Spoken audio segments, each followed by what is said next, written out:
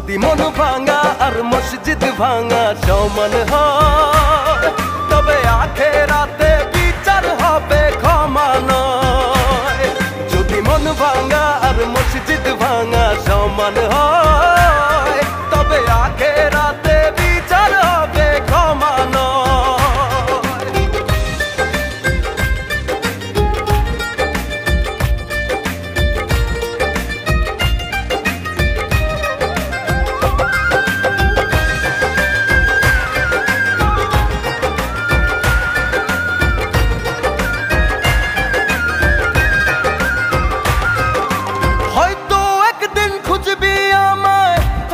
দেখবি আমি নাই, সেদিন